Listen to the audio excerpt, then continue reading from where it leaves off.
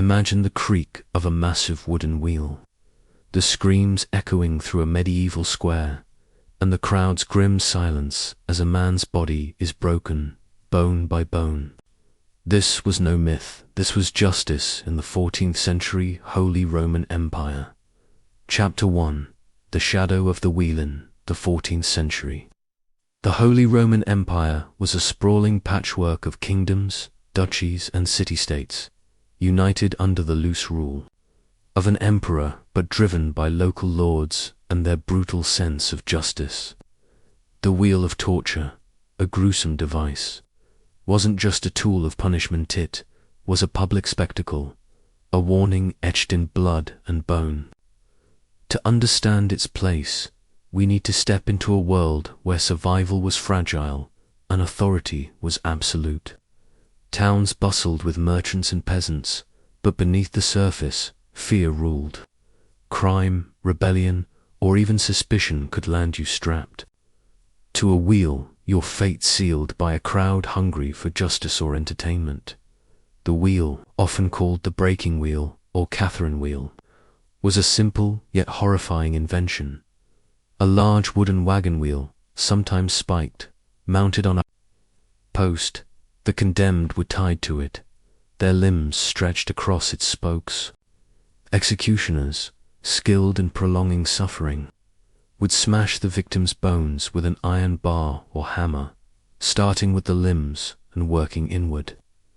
Death was slow, sometimes taking days, as the victim endured shock, blood loss, or exposure. This wasn't just punishment. It was a message to anyone who dared defy the law. In places like Bavaria or Saxony, the wheel was as common as the gallows, reserved for the worst crimes, murder, treason, or highway robbery. Take the case of Hans Müller, a fictional but plausible figure based on historical accounts.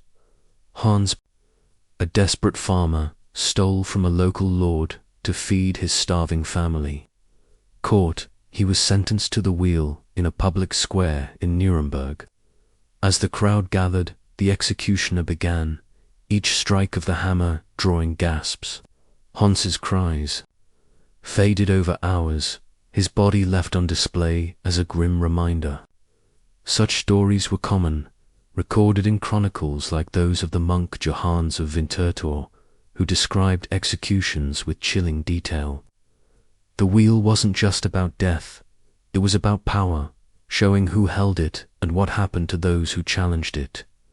Why was the wheel so widespread? It was cheap, effective, and theatrical. Unlike beheading, which required a skilled swordsman, any village could rig a wheel and find a man to swing a hammer. Its public nature also fed the medieval appetite for communal justice, where punishment doubled as a morality play. But the wheel wasn't alone. It was part of a broader system of torture and execution, from flaying to burning, each designed to deter and control. As we move forward, we'll explore how this brutal practice took root in the empire's complex political and religious landscape, setting the stage for a deeper dive into its mechanics and meaning. Chapter 2. Roots of Brutality, Politics, and Power in the Empire. Diving deeper into the Holy Roman Empire's chaotic world, we find a realm far from unified, more like a quilt of rival principalities, where emperors held symbolic power but local. Dukes and bishops wielded the real iron fist. This fragmentation bred a culture of harsh justice, with the wheel emerging as a favorite for asserting control in an era of constant feuds and uprisings. Established after the fall of the Carolingians, the empire by the 14th century was a battleground of elective monarchy, where kings were chosen by electors, leading to weak central authority and empowered nobles who doled out punishments to maintain order or settle scores. Politically, the wheel served as a tool for deterrence in a land plagued by banditry and peasant revolts, like the 1320s uprisings in Swabia, where lords crushed dissent with public spectacles. Emperors like Louis IV clashed with the Pope, blending secular and religious law. But it was local courts, under the Saxon Spiegel Code, that standardized the wheel for capital crimes. This legal text, influential across German lands, prescribed breaking on the wheel for heinous acts, ensuring uniformity in terror. Nobles used it to project strength. A broken body hoisted high warned serfs against rebellion, reinforcing feudal hierarchies amid economic strains from the Black Death's approach. Yet religion intertwined deeply as the Church sanctioned torture. To purify souls, viewing suffering as redemptive, inquisitorial methods, borrowed from papal courts, influenced secular executions, with priests often present to offer last rites amid the agony. Chronicles from the time, such as those by the Franciscan friar Hermann Corner, detail how executions doubled as moral lessons, blending divine judgment with earthly rule. This fusion made the wheel not just punitive, but almost sacramental, a ritual to cleanse society of sin. Through these political and religious lenses, the wheel's grip tightened, evolving from mere execution to a symbol of enduring power. Next, we'll uncover the intricate mechanics of this device, from construction to the executioner's grim art, revealing how simplicity masked its horrifying efficiency. Chapter 3. The Mechanics of Misery, Crafting the Instrument of Agony. At the heart of the wheel's terror lay its deceptive simplicity, a device anyone could build from everyday materials, yet engineered for maximum suffering. Far from a high-tech torture tool, it was often just a repurposed wagon wheel. Sturdy oak spokes radiating from a central hub, mounted horizontally or vertically on a wooden scaffold in the town square. Variations existed. Some wheels had iron rims for added weight, others spikes to pierce flesh, but the core design remained basic. Craftsmen in villages across the empire, from the Rhine to the Danube, hammered these together using local timber, and blacksmith forged nails, ensuring the spokes were thick enough to support a writhing body without snapping under strain. The execution unfolded in ritualistic stages, blending precision with cruelty. First, the condemned stripped to rags, bound spread-eagled across the wheel, limbs threaded between spokes to expose bones. The executioner, armed with a heavy iron bar called a tire, or sometimes a sledgehammer, delivered calculated blows, starting at the shins and forearms. Each strike shattered bones into fragments, avoiding vital organs to prolong life. Historical accounts like those in the Bamberg Hausgerichtsordnung of 1340 mandated up to 40 strikes for severe crimes, turning the body into a limp, mangled form. Mercy might come via a coup de grace, a final blow to the heart or neck, but often victims were left alive, hoisted high for birds and elements to finish the job, agony stretching into days. This methodical process wasn't random.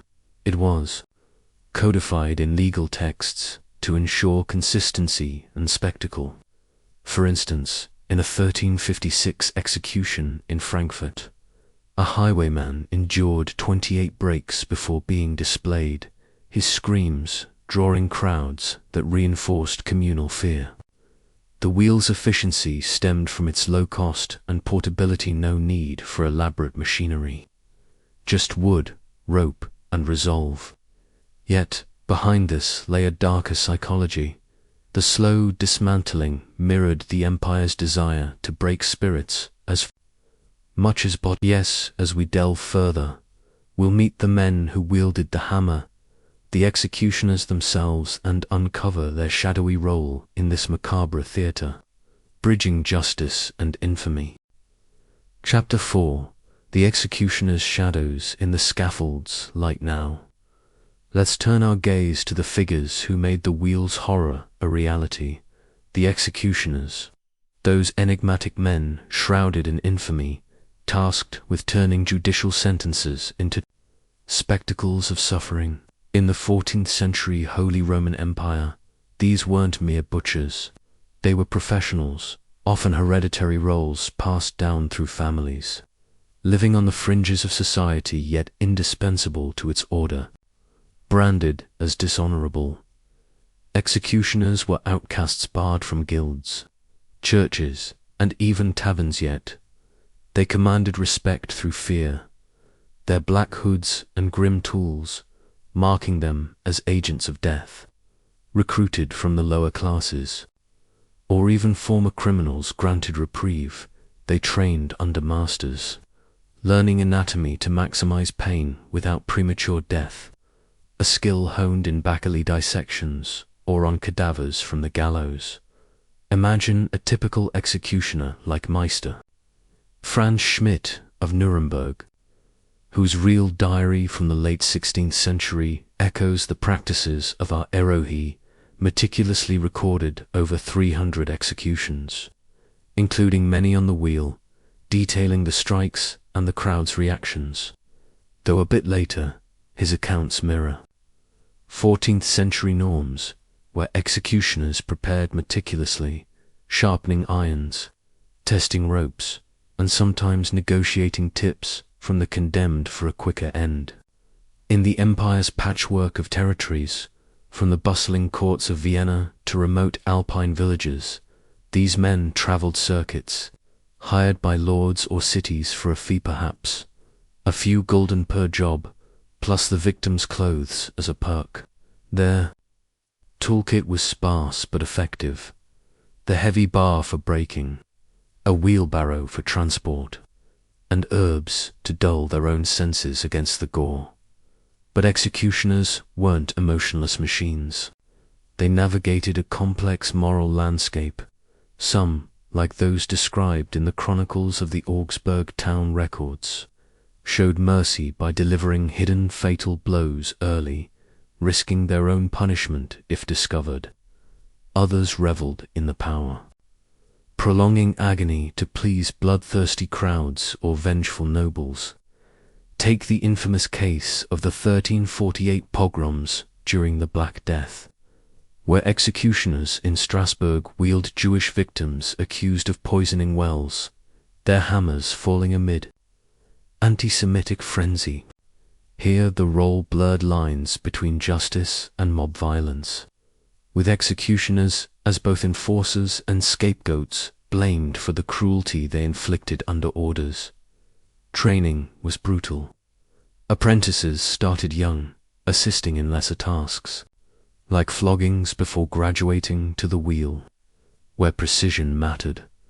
A misplaced strike could end the show too soon, disappointing spectators who viewed executions as holidays. Socially isolated executioners formed their own communities, marrying within the trade and living in designated hangman's houses outside town walls.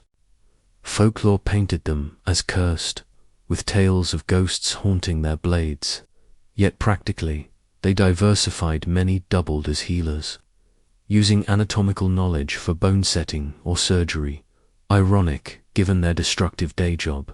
In religious contexts, they interacted with priests who absolved the dying mid-torment, creating a bizarre alliance of salvation and suffering. Legal codes, such as the Carolina of 1532, influenced by earlier practices, regulated their conduct, mandating sobriety and accuracy to uphold the empire's facade of orderly justice. Through vivid examples, we see how executioners embodied the empire's contradictions, necessary evils in a world balancing chaos with control. Their lives, marked by stigma and skill, reveal the human cost behind the wheel's mechanics. As we press on, we'll explore the victims themselves, their crimes, pleas, and final moments, shedding light on who faced this fate and why. In a society where mercy was as rare as rebellion was common. Chapter 5: the condemned faces of the fallen. The wheel's grim legacy wasn't just in its mechanics or the men who turned it. It was etched into the lives and deaths of those strapped to its spokes. In the 14th century Holy Roman Empire, the condemned were a diverse lot: desperate peasants, hardened bandits, rebellious serfs, or even unlucky souls caught in the wrong place at the wrong time. Understanding who faced the wheel and why reveals a society where justice was as much about spectacle as it was about punishment, and where survival often hinged on the whims of power. These were people whose stories, though often lost to history's margins, echo through chronicles and court records, painting a vivid picture of a world both brutal and unforgiving. Picture a muddy town square in Mainz, 1350, the air thick with tension. A man like Johann the Miller, a fictional but representative figure, stands bound before a jeering crowd. His crime, stealing grain from a lord's storehouse to feed his starving children during a famine sparked by crop failures. In the empire's feudal system, such an act wasn't just theft, was defiance against the social order. The Sax-Sensbegall, a widely used legal code, prescribed the wheel for crimes threatening noble authority, from robbery to arson. Johanna's trial, if he even got one, would have been swift, held in a local court where the lord or his magistrate decided guilt based on testimony or mere suspicion. No lawyers, no appeals, just a sentence read aloud before the wheel was prepared. Not all victims were petty thieves. Highwaymen, like the notorious Klaus Sterbecker, whose later 15th century exploits echo earlier. Brigands faced the wheel for ambushing merchants on trade routes like the Via Regia. These men, often driven by poverty or war's aftermath, were public enemies, their executions staged to deter others. Chronicles, such as those by the monk Johannes of Winterthur, describe crowds flocking to see bandits broken, their bodies left dangling as warnings at crossroads. Women, though rarer, weren't spared. A 1342 record from Cologne details a woman named Greta, accused of poisoning her husband, her limbs shattered before a crowd chanting for divine justice. Witchcraft accusations, though not yet at their 17th century peak, also sent some to the wheel, especially during crises like the Black Death, when scapegoats were needed. What did it feel like to face the wheel? Court records and executioner diaries, like those of Meister Franz Schmidt a century later, suggest terror mixed with resignation. The condemned were often paraded through town, stripped to rags, and mocked or pelted with filth. Some pleaded for mercy, offering confessions or bribes, while others, like a defiant rebel in a 1320s Swabian uprising, spat curses at the crowd, earning extra blows. Priests played a dual role, offering absolution but also reinforcing guilt, urging repentance as the first hammer fell. The pain was unimaginable: bones splintering, muscles tearing, yet some survived hours, even days, their moans haunting the square. Families, if present, watched in horror, forbidden to intervene. Their loved one's body often left exposed to rot or scavengers. The wheel's victims weren't just punished, they were erased from the social fabric. Their families faced shame, branded as kin to criminals, and their property was often seized, deepening their poverty. Yet, some stories hint at defiance or humanity. In a 1348 Frankfurt case, a thief named Heinrich reportedly whispered a prayer for his children, overheard by a chronicler, before the executioner silenced him. These glimpses remind us that the condemned were more than their crimes' products, of a harsh world where hunger, war, and rigid hierarchies pushed many to desperation. The wheel didn't just break bodies, it broke spirits, families, and communities, reinforcing the empire's iron grip as we move forward. We'll shift from the victims to the crowds who watched them suffer, exploring the psychology of those who gathered some in fear, others in morbid fascination, and how these spectacles shaped medieval society's view of justice and morality. Chapter 6: The Spectators' Witnesses to the Wheel Shifting. Our focus from the broken bodies on the wheel to the eyes that beheld them. We enter the realm of the spectators, those ordinary folk who turned public executions into communal events, blending horror, piety, and a dash of dark entertainment. In the 14th century Holy Roman Empire, these gatherings weren't rare anomalies. They were fixtures of social life, drawing crowds from all walks. Peasants pausing their labors, merchants closing shops, even children peeking through the throng. Understanding the psychology of these watchers reveals how the wheel wasn't just a tool of punishment, but a mirror reflecting society's fears, values, and thirst for order in a chaotic world. Executions served as public holidays, announced by town criers days in advance, transforming dusty squares into arenas where justice was performed live. Imagine a bustling marketplace in Vienna, 1360, the scent of bread and manure mingling with anticipation, word spreads of a traitor's wheeling, and soon hundreds converge, farmers from nearby fields, artisans with apprentices in tow, nobles on horseback for a better view. The crowd's composition was telling. Lower classes dominated, seeking catharsis from their own hardships, while clergy dotted the edges, sermonizing on sin. Psychological motivations varied. For some, it was fear-driven deterrence, a visceral reminder that stepping out of line meant agony.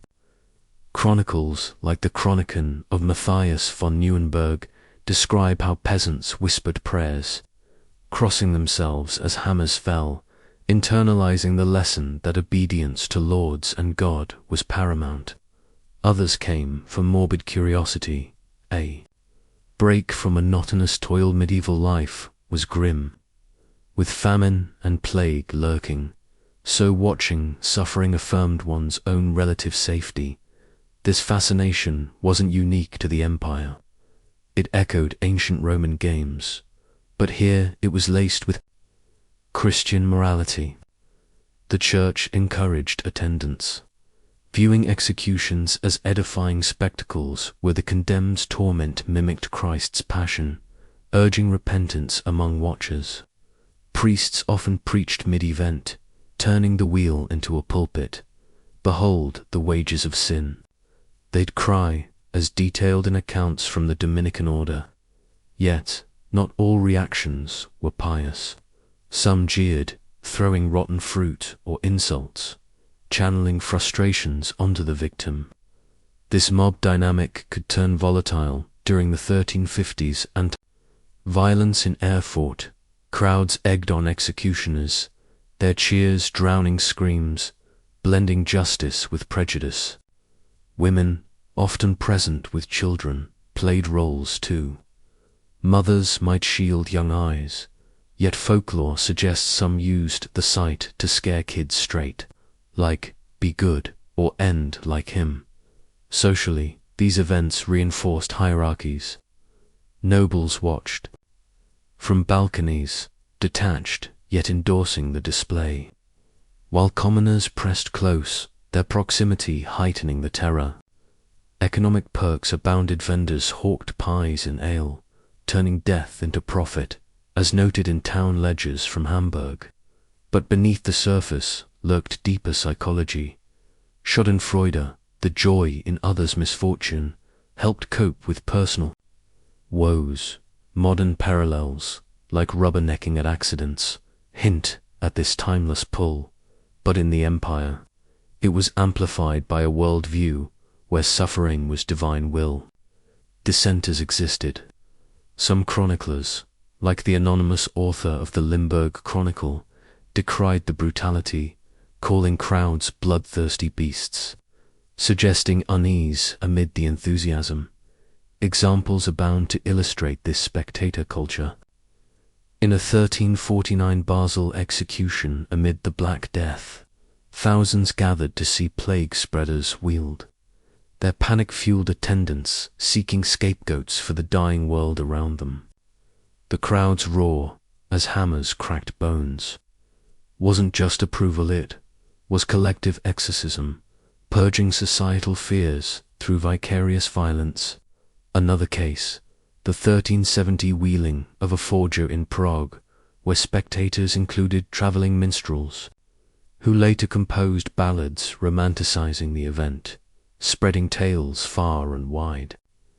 These songs, preserved in medieval manuscripts, show how executions seeped into folklore, with crowds as co-authors in the narrative. Yet, the impact on society was profound. Watching the wheel-shaped moral views, embedding the idea that justice must be seen to be believed transparent, if terrifying. It fostered community bonds as neighbors discussed the condemned's fate over ale, reinforcing norms against crime. Psychologically, it desensitized, making violence commonplace, which some historians link to the empire's frequent wars and feuds. For children in the crowd, it was a rite of passage, hardening them to a harsh reality where empathy was luxury. Women, often marginalized, found rare public agency in these spaces, their voices joining the chorus, though rarely recorded. As the sun set on such spectacles, bodies left twisting in the wind, the crowd dispersed, sated, sobered, or scarred. These witnesses carried the wheel's shadow home, its lessons lingering like echoes. Moving ahead, we'll examine how religion wove through this tapestry, from church-sanctioned suffering to the spiritual rituals framing the torture, illuminating the divine justifications that made the wheel not just legal, but holy. Chapter 7. Divine Agony, Religion's Role in the Ritual, delving into the sacred undercurrents that sanctified the wheel's brutality.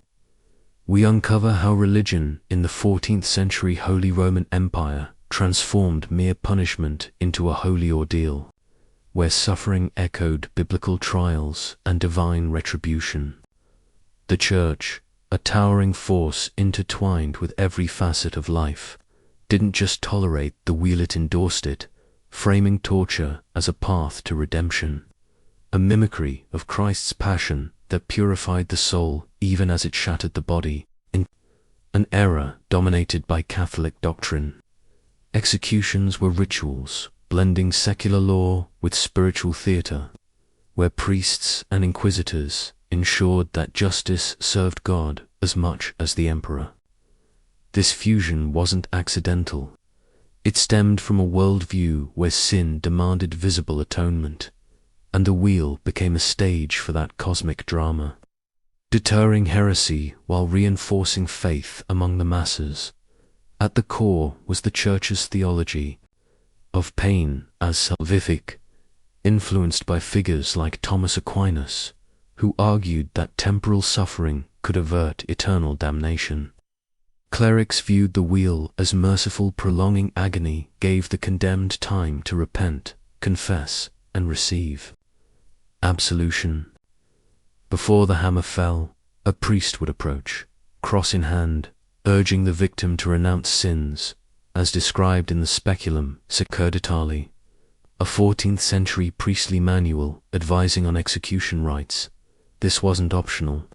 Imperial laws, like those in the Golden Bull of 1356, mandated clerical presence, turning the scaffold into an extension of the confessional.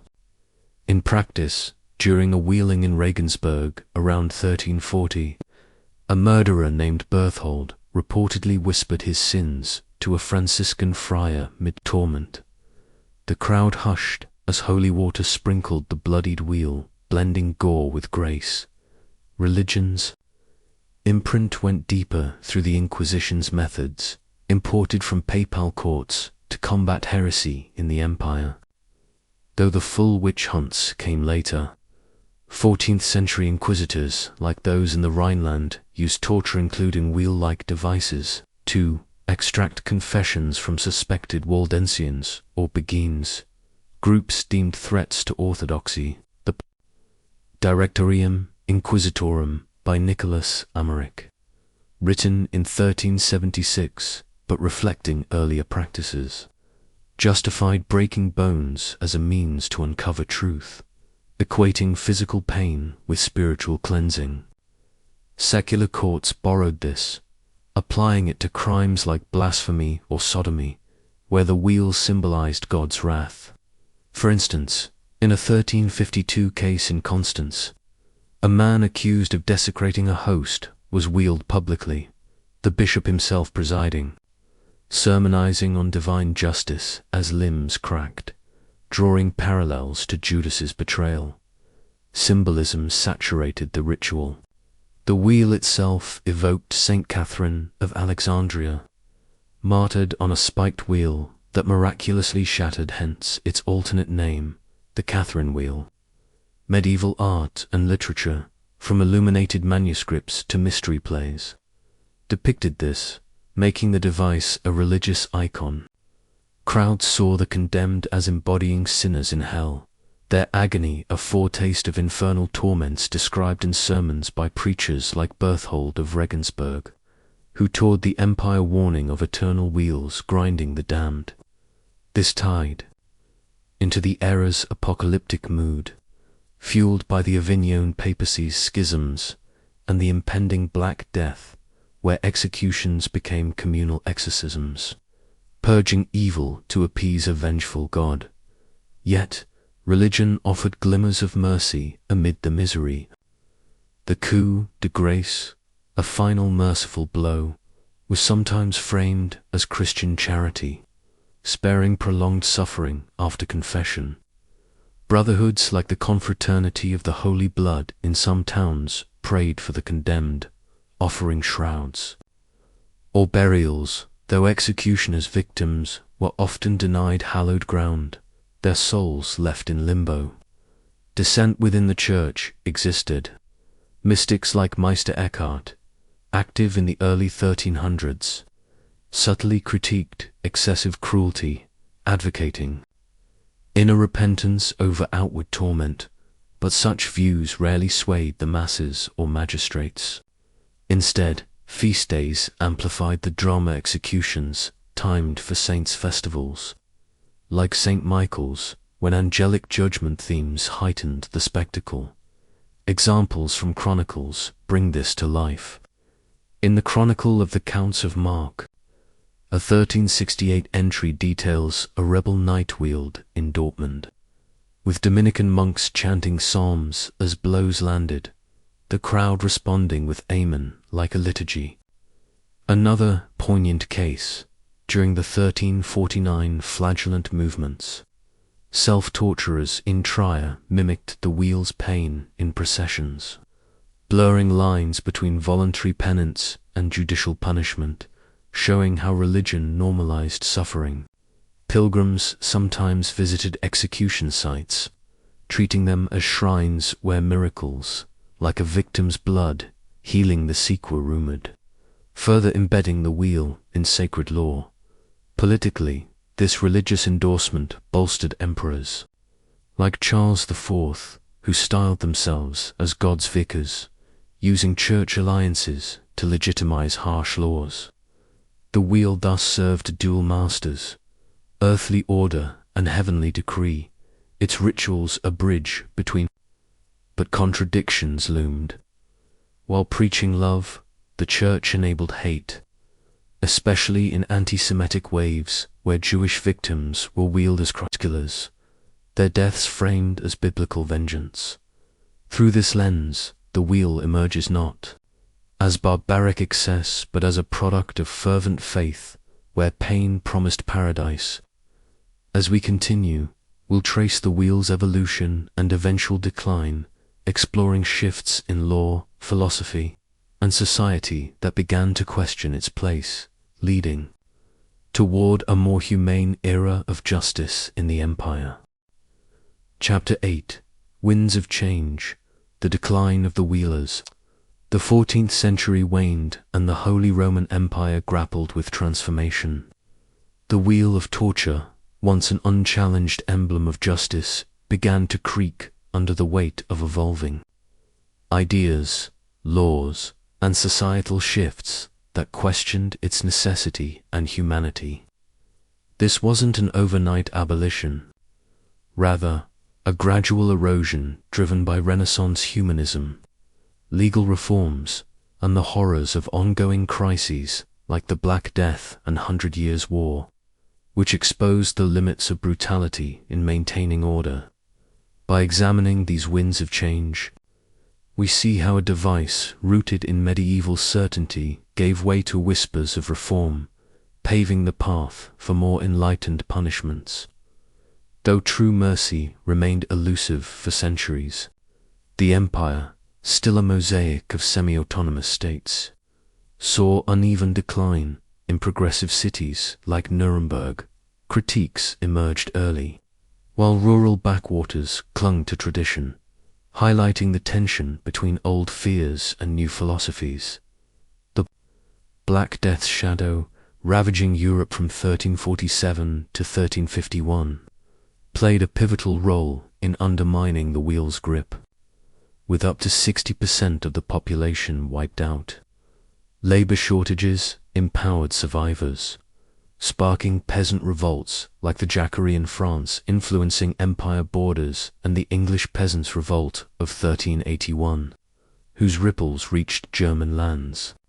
Lords, desperate to quell unrest without further depopulating their realms, sometimes opted for quicker executions like hanging or beheading over the wheel's prolonged spectacles, which could incite rather than deter mobs. Chronicles from the period, such as the Greater Chronicle of Matthias of Nuremberg, note a dip in wheeled punishments post-plague as authorities prioritized swift justice to rebuild shattered economies. In Strasbourg, for instance, where thousands perished from disease, execution records show a shift. Pre-plague wheelings for theft numbered dozens annually, but by 1360 they halved, replaced by fines or exile to preserve workforce. Legal reforms further chipped away at the wheel's foundation. The Constitutio Criminalis Carolina of 1532, though enacted later under Charles V, drew from 14th century precedents like the Bamberg Code of 1507, which itself echoed earlier empire laws. These codes standardized punishments, but introduced nuances. The Carolina limited the wheel to atrocious crimes like murder or treason, mandating evidence over mere accusation, and encouraged alternatives like galleys or mines for able-bodied convicts. In the 1300s, precursors appeared in urban charters. Augsburg's 1373 statutes, for example, allowed judges discretion for mitigating circumstances such as youth or duress, sparing some from the wheel. This reflected growing influence from Roman law revivals, imported via Italian scholars, emphasizing proportionality over spectacle. A case in point, in 1390 Munich, a bandit named Ludwig, convicted of robbery, was sentenced to the wheel but commuted to lifelong imprisonment after petitions highlighted his plague orphan status, signaling early humanitarian stirrings. Philosophical shifts seeded by humanism also eroded the wheel's moral footing. Thinkers like Nicholas of Cusa, born in 1401 but active in empire circles, advocated for reason and individual dignity, subtly challenging church-sanctioned suffering. While not directly attacking executions, His works on harmony and reform inspired educated elites to question barbarity. Traveling humanists from Italy, like Poggio Brocciolini, visiting German courts in the 1410s, extending 14th century trends, brought tales of classical mercy, contrasting with the wheel's crudity. Literature mirrored this. The Ackermann, A.O. Barman, 1400, a Bohemian dialogue debating death's justice, critiques excessive punishment, circulating in empire libraries and influencing public discourse. Among the populace, ballads and plays began portraying wheeled victims as tragic figures rather than villains, fostering empathy amid war-weary times. Economic and technological changes accelerated the decline. The rise of firearms and professional armies in the late 1300s shifted warfare from feudal levies to mercenaries, reducing banditry, the wheel's prime fodder as trade routes secured. Printing presses, emerging post-1450 but with manuscript precursors, spread reformist pamphlets. Early critiques like those from the Hussite movements in Bohemia 1410s decried torture as unchristian, influencing empire Protestants. Urbanization played a part too. Growing cities like Cologne invested in prisons over public executions, viewing the wheel as outdated for sophisticated burghers. A 1380s ledger from Frankfurt shows funding redirected from scaffold maintenance to jail construction, reflecting practical priorities. Yet resistance lingered. Conservative nobles and rural judges defended the wheel as essential deterrents, especially during upheavals like the Knights' Revolt of 1522, foreshadowed by feuds. In Bavaria, wheelings persisted into the 1600s, with records of a 1405 execution in Ingolstadt, where a rebel was broken amid cheers, underscoring regional variances. The Church, too, slowed change, while some orders like the Jesuits later pushed reforms. 14th century popes like Clement VI reinforced inquisitorial methods during the Avignon era. Public opinion was mixed, crowds still flocked, but growing absenteeism noted in chronicles suggests fatigue with gore, perhaps from overexposure during plague scapegoating. Examples illustrate this uneven fade. In the 1370s, a series of in Vienna for coin clipping, currency debasement, drew protests from merchants who argued economic crimes warranted fines, leading to a local ordinance reducing such sentences.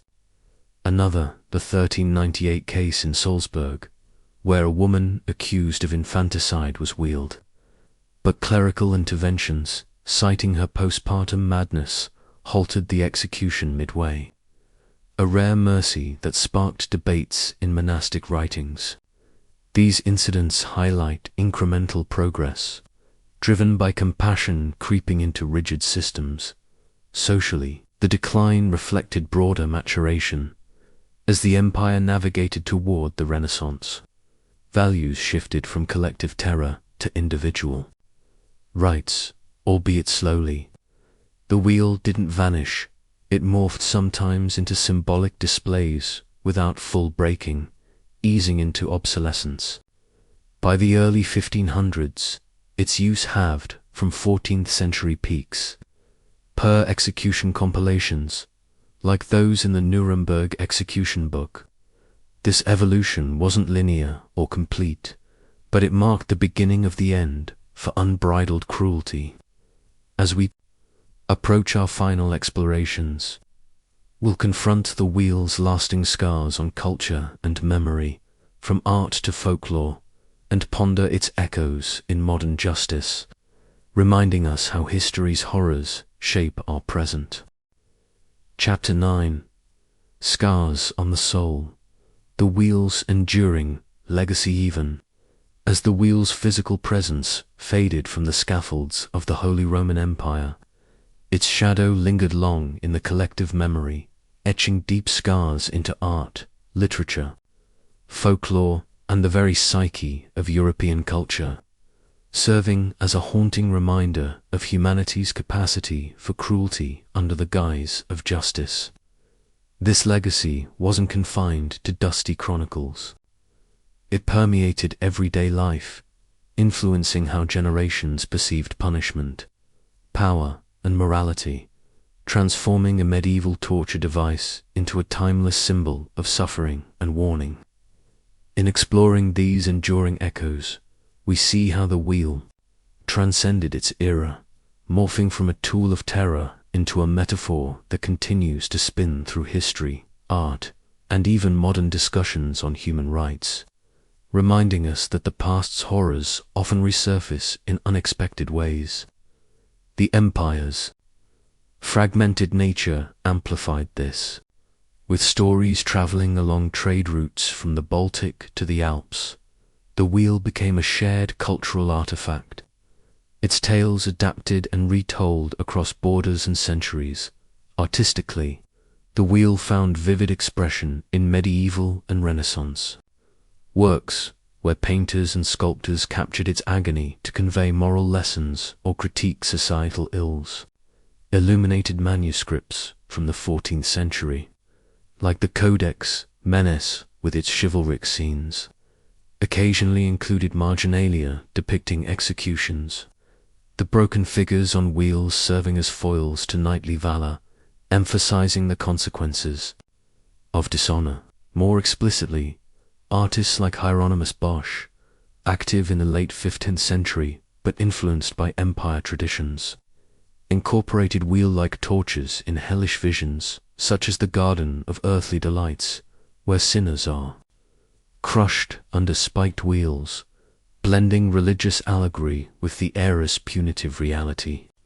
In German woodcuts, popularized by the printing presses, rise around 1400, anonymous craftsmen produced broadsheets illustrating wheeled executions, complete with verses warning viewers. Thus ends the thief's wicked path, limbs shattered on the wheel's wrath. These prints, cheap and widespread, turned the wheel into populist art, hung in taverns or homes as grim decorations, reinforcing fear of crime while subtly protesting noble excesses.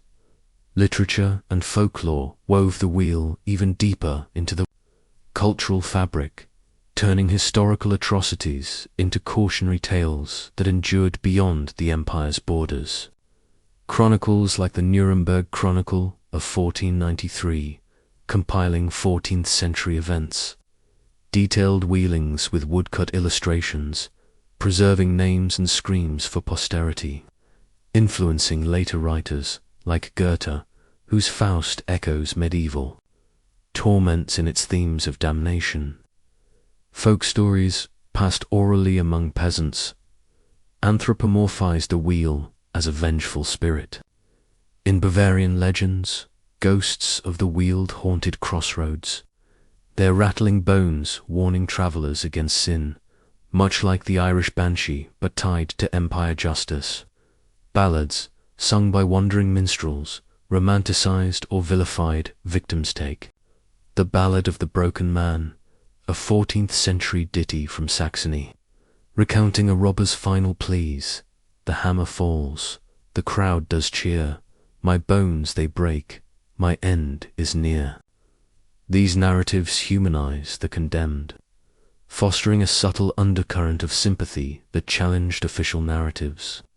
Especially during Reformation upheavals, when Protestant pamphleteers decried Catholic-endorsed tortures, the wheel's psychological scars ran profound, shaping societal attitudes toward authority and suffering in ways that rippled through time.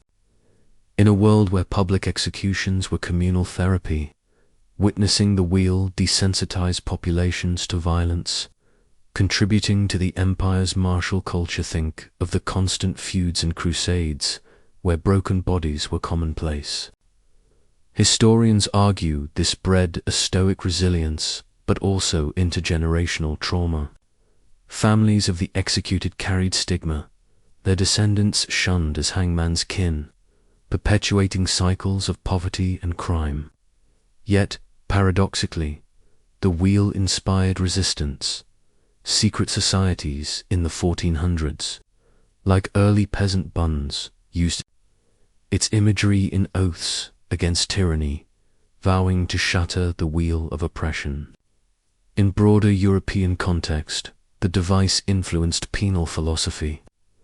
Thinkers like Cesare Beccaria in the 18th century cited medieval excesses, including the empire's wheel, in On Crimes and Punishments, advocating abolition of torture, a direct legacy that fueled Enlightenment reforms.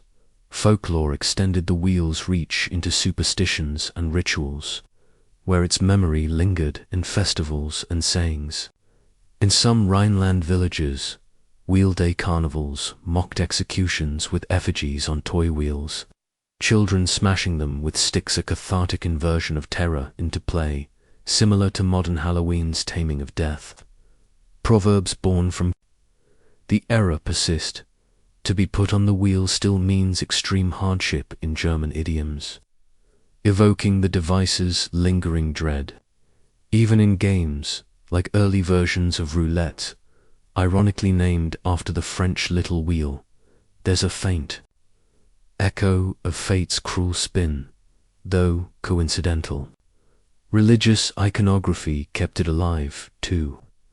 Pilgrimage sites featured relics, purportedly from saintly martyrs, wheeled like Catherine, drawing devotees to pray over splintered wood, blending veneration with voyeurism. Modern echoes reveal the wheel's unsettling relevance as its principles resurface in debates on capital punishment and torture. In the 20th century, Nazi regimes in the former Empire lands revived medieval-inspired horrors, with concentration camp breaking methods drawing historical parallels, as documented in Holocaust testimonies. Today, human rights organizations like Amnesty International reference the wheel when campaigning against cruel executions, from Saudi beheadings to American lethal injections, arguing that civilized methods mask the same barbarity. Films and media perpetuate the image. Movies like The Name of the Rose, set in a 14th century monastery, depict Inquisition tortures akin to the wheel, while video games such as Assassin's Creed include empire executions for immersive brutality. Literature continues the thread. Umberto Eco's novels weave in medieval justice, using the wheel as a symbol of unchecked power. This cultural permeation isn't just academic, it's visceral. Museums across Germany, like the Medieval Crime Museum in Rothenburg, Obi der Taube, display reconstructed wheels, drawing tourists to confront the past, sparking reflections on progress. Yet, controversies arise. Some argue glorifying such artifacts desensitizes, echoing the original crowds, while others see educational value in remembering to prevent repetition. In pop culture, bands like Rammstein invoke dark empire history. In lyrics, with songs about torture wheels amplifying Gothic aesthetics. Even in therapy, psychologists explore historical trauma, linking medieval spectacles to modern PTSD in descendant communities. Though evidence is anecdotal, through these multifaceted legacies, artistic, folkloric, psychological, and contemporary, wheel proves immortal, its spokes reaching into our world. It warns that justice, untempered by compassion, spins toward tyranny, a lesson the empire learned too late. As we conclude our journey, we'll synthesize these threads into a final reflection, pondering the wheel's ultimate message for today and inviting you to engage with this history's ongoing dialogue. Chapter 10, Spinning Toward Today, the wheel's final lessoners. We draw the curtain on our harrowing journey through the wheel of torture's grim reign in the 14th century Holy Roman Empire, It's time to step back and reflect on what this brutal chapter teaches us, not just about the past, but about the present and future. The wheel was never just a tool.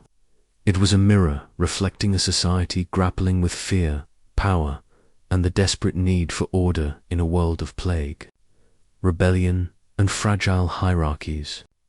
Its creaking spokes, stained with blood, carried messages of deterrence, divine will, and human cost, leaving a legacy that challenges us to question how we define justice today. By weaving together the threads of this history, its mechanics, executioners, victims, spectators, religious fervor, and eventual decline, we uncover a timeless warning: unchecked power, cloaked in righteousness, can spin into tyranny, breaking more than just bodies. This final chapter explores the wheel's ultimate lesson, its echoes in our world, and invites you to join the conversation about what history demands of us now. The wheel's story is one of extremes, born in a time when survival often trumped compassion. In the empire's patchwork of duchies and city-states, it served as a brutal enforcer of feudal and divine law, crushing dissent to preserve a fragile status quo. Yet, its decline sparked by the Black Death's upheaval, legal reforms like the Carolina and humanist whispers shows humanity's capacity to evolve. By the late 1400s, as Renaissance ideas spread, the wheel's grotesque spectacle began to feel archaic to urban elites, replaced by prisons or swifter executions, though rural regions clung to it longer. This shift wasn't just practical, it was philosophical, reflecting a growing belief that justice should reform, not destroy. The wheel's fading wasn't a clean break. Its use lingered into the 18th century in remote corners, but it marked a pivot toward questioning cruelty's place in governance, a debate that resonates in modern discussions on capital punishment and human rights. What scars did the wheel leave? Beyond the physical, it shaped cultural memory, embedding itself in art and stories that still haunt us. Medieval woodcuts and Bosch's nightmarish paintings kept its image alive, warning of sin while critiquing power. Folk tales of ghostly wheels rattling at crossroads turned punishment into myth, while proverbs like "put on the wheel" still echo in German speech, meaning to endure great hardship. These cultural artifacts, from manuscripts to ballads, show how the wheel became a cautionary tale, urging vigilance against cruelty disguised as justice. In the empire, it reinforced a martial mindset, desensitizing generations to violence. Legacy some link to later European wars, but also sparked resistance, with reformers like Beccaria citing such horrors to abolish torture centuries later.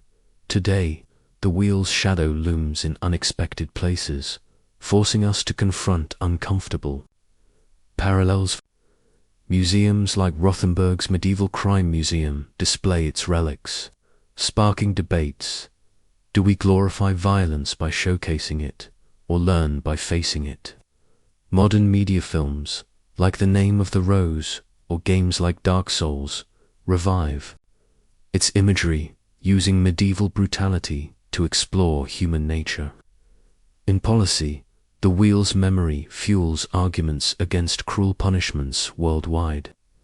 Organizations like Human Rights Watch invoke historical tortures when opposing practices like solitary confinement or execution, arguing that civilized methods can mask barbarity just as the Church once sanctified the wheel.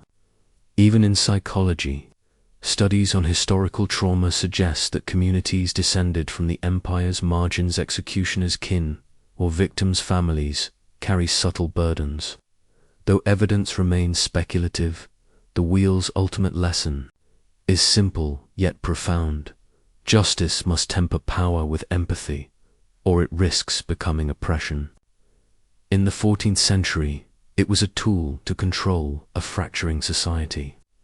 Today, it challenges us to scrutinize systems, legal, political, social, that prioritize order over humanity. From death rows to war zones, the question persists: how do we punish without losing our soul? The empire's answer was the wheel. Ours must be wiser. This history isn't just a relic, it's a call to action, urging us to build a world where punishment heals rather than breaks. So, what do you think? How does the wheel story shape your view of justice today? Drop your thoughts in the comments below, and let's keep this conversation alive. If you found this dive into the past gripping, give us a like and subscribe for more explorations of history's darkest corners. Together, let's learn from the past to forge a better future